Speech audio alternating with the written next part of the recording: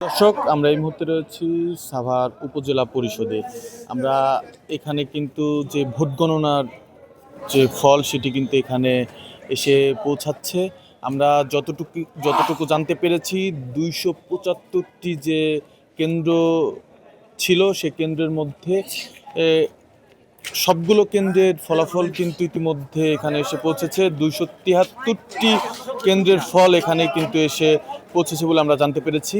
এবং এখানে যে 2টি আসন বাকি রয়েছে, সে 2টি আসনের অপেক্ষায় কিন্তু এখানে রয়েছেন যারা সমর্থক রয়েছেন তারা, এবং প্রার্থীরাও কিন্তু এখানে অবস্থান করছেন।